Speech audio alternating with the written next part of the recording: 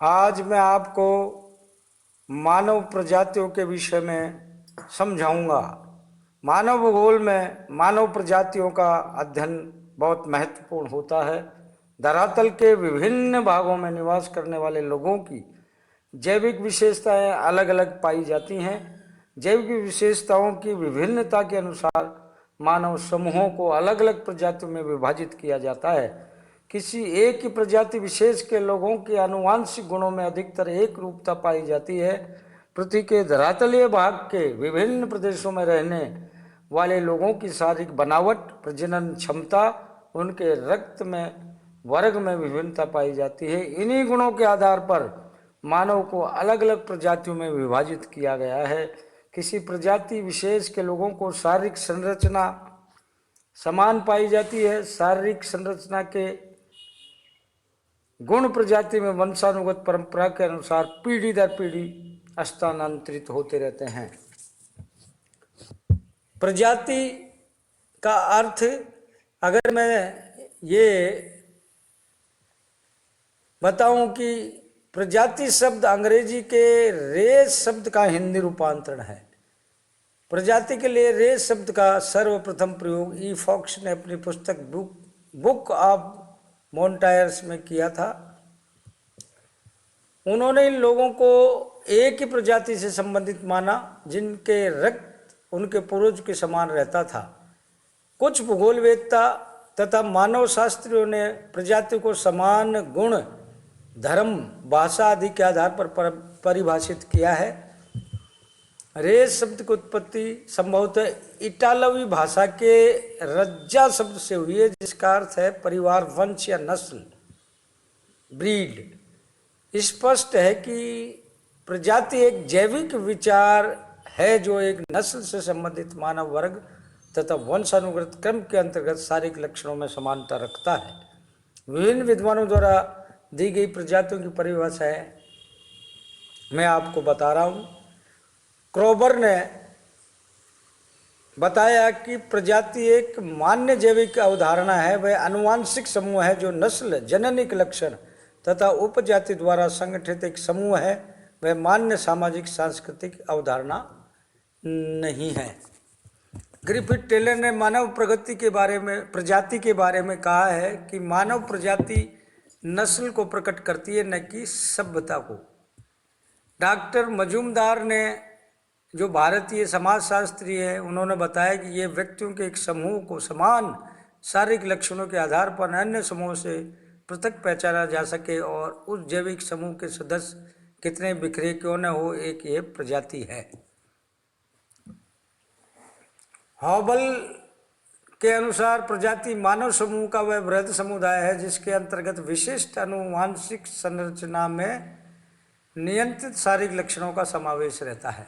Professor BLAS के अनुसार मानव प्रजाति का वर्गीकरण मानव शरीर की आकृति एवं शारीरिक लक्षणों के आधार पर किया जाता है। इस प्रकार विभिन्न मानव शास्त्रियों द्वारा दी गई परिभाषाओं के आधार पर यह निष्कर्ष निकाला जा सकता है कि समान शारीरिक एवं आनुवांशिक लक्षणों वाले मानव समूह को एक प्रजाति विशेष के रूप में माना जा सकता है। तो ये जो मानव प्रजाति है, इसके विकास के कुछ घटक हैं। Factor of evolution of human race, मानव प्रजातियों के विकास के कुछ कारक हैं कि मानव प्रजातियों का उद्भव कब कैसे हुआ। अब तक मानव शास्त्री क्रोबर ने कहा कि हम मानव प्रकार को परिवर्तित करने वाले कारणों के विषय में बहुत कम जानते हैं, क्योंकि प्रजातियों के इतिहास के संदर्भ में हमारा ज्ञान अधूरा है। आगे चलकर क्रोबर ही बताते हैं कि अंतर प्रजातीय विवाह, प्राकृतिक चयन और प्राकृतिक पर्यावरण के ऐसे तत्व हैं जो प्रजातीय गुणों को निश्चित रूप से प्रभावित करते हैं। अतः मानव प्रजातियों के शारीरिक लक्षणों में समय के साथ बदलाव आता है। इस आधार पर मानव प्रजातियों के विकास में सहायक प्रमुख कारक हैं, उनको मैं अब बताने जा रहा हूँ। ध्यान से सुनिए। स्थानांतरण की प्रवृत्ति, ट्रेंड ऑफ माइग्रेशन, ये प्रजातियों के विकास का एक प्रमुख घटक है। ग्रंथिरस का प्रभाव, इन्फ्लुएंस ऑफ हार्मोन्स, जैविक परिवर्तन एवं छांट, biological and mutation and selection, जलवायु का परिवर्तन, क्लाइमेट चेंज, प्रजातियों का मिश्रण, रेशियो मिक्सचर, भौगोलिक एवं सामाजिक अलगाव, जियोग्राफिकल एंड सोशल आइसोलेशन।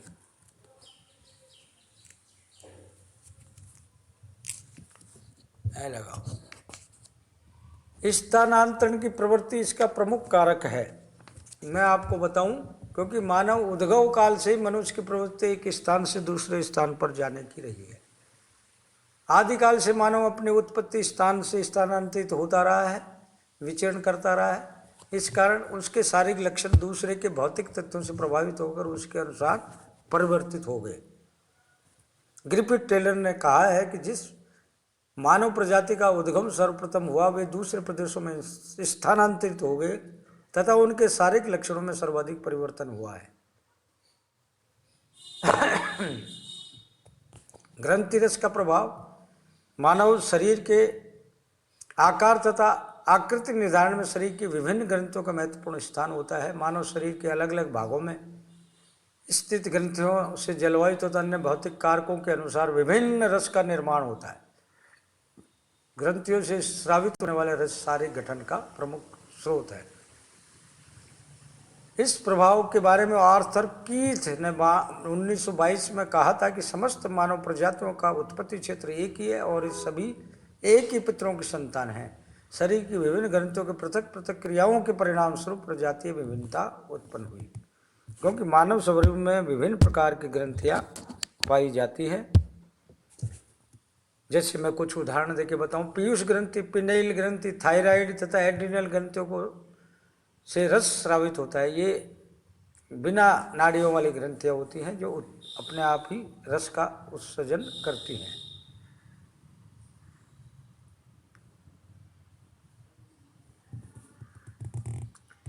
जैविक परिवर्तन एवं छांट मानव के शारीरिक संरचना के रूप के निर्धारण में वंश तत्वों का महत्वपूर्ण स्थान होता है। जीन से एक पीढ़ी से दूसरी पीढ़ी में लगातार एक दर स्थानांतरित होते रहते हैं। जिन जीन्सों में भौगोलिक कारकों जैसे जलवायु, आहार, बीमारी आदि के प्रभाव के कारण थोड़ा बहुत परिवर्तन होता है। रूस के मानव शास्त्री नेर्स तुर्क ने इस बारे में लिखा है कि इसमें संदेह नहीं कि पर्यावरण ने प्रजातियों के विकास को प्रभावित किया है। आदि मानव के अस्तित्व में आने के समय यह प्रभाव प्रत्यक्ष रूप से कहीं अधिक था। प्रत्यक्ष से प्रजातीय लक्षणों के उदय, निर्माण, विनाश से विलोप तक में सबसे अधिक महत्व जीवन की परिस्थितियों की समाप्ति का ही था। तो जैविक लक्षण प्राकृतिक कारकों से प्रभावित और परिवर्तित होते हैं। नए लक्षणों की उत्पत्ति पुराने लक्षणों का लोप करती है। जलवायु परिवर्तन इसको प्रभावित करती है। हंटिंगटन ने जलवायु के प्रभाव के विषय में समझाया है। लगभग 5 लाख वर्षों से मानव के विकास पर 2 तत्वों का प्रभाव पड़ा है। मानव में होने वाले जैविक परिवर्तन जो उसकी खोपड़ी और मस्तिष्क में हुए हैं तथा जलवायु में परिवर्तन के कारण उसके प्राकृतिक छांट और प्रवास पर पड़ने वाला प्रभाव है। क्योंकि उस क्षेत्र में त्वचा का रंग काला पाया जाता है, शीत क्षेत्रों में समाद्र जलवायु में तब चमड़ी का रंग गोरा पाया जाता है, इसलिए जलवायु का प्रभाव परिलक्षित होता है। प्रजातियों का मिश्रण, जब एक प्रजाति किसी आक्रमण या अन्य कारण से दूसरे में स्थानांतरित हो जाती है, पहले से निर्वासित प्रजाति के साथ शारीरिक संबंध स्थापित होने पर एक नवीन प्रजाति का विकास होता है। इस नवीन प्रजाति के लोगों में 2 प्रजातियों के लक्षण मिश्रित रूप से पाए जाते हैं। एशिया, अमेरिका, अफ्रीका में ऐसे अधिकांश प्रजातियां मिश्रण रूप से प्रजातित हैं। दक्षिण पूर्वी एशिया में निवास करने वाली पॉलिनेशियन प्रजाति 2 प्रजातियों के मिश्रण के कारण उत्पन्न हुई। ग्रिफिथ टेलर ने अपने सिद्धांत के आधार पर मानव प्रजातियों की उत्पत्ति और विश्व के विभिन्न भागों में उनके वितरण विकास पर प्रभाव डाला है। दक्षिण अमेरिका में निग्रो तथा श्वेत व्यक्तियों के संबंध विवाह से उत्पन्न संतत मुलाटो इंडियन एवं यूरोपियन लोगों के संबंध से उत्पन्न संतान मेस्टिजो तथा नेग्रो व इंडियन लोगों के मिश्रण से उत्पन्न संतान जम्बो आदि प्रजातियां मिश्रण रूप से प्रमुख उदाहरण के रूप में प्रस्तुत की जा सकती हैं। भौगोलिक एक सामाजिक अलगाव, ज्योग्राफिकल एंड सोशल आइसोलेशन। प्राचीन काल में जनसंख्या बहुत कम थी जो दूर दूर तक बिखरे हुए क्षेत्रों में निवास करती थी। मानव के विभिन्न पर्वत, पठार, मैदान, जंगल, दुर्गम आदि भौगोलिक बाधाएं थी मानव के सामने, जिसके कारण मनुष्य एक स्थान से दूसरे स्थान पर आसानी से चला जा सकता। इन भौतिक अवरोधों के कारण विभिन्न मानवीय समुदायों के सामाजिक लक्षणों में भी अत्यधिक विभिन्नताएं देखने को मिली। अतः अलग अलग क्षेत्रों में बिखरे होने के कारण उस प्रदेश विशेष के सामाजिक एवं प्राकृतिक लक्षणों के अनुसार विभिन्न मानव जातियों का विकास हुआ।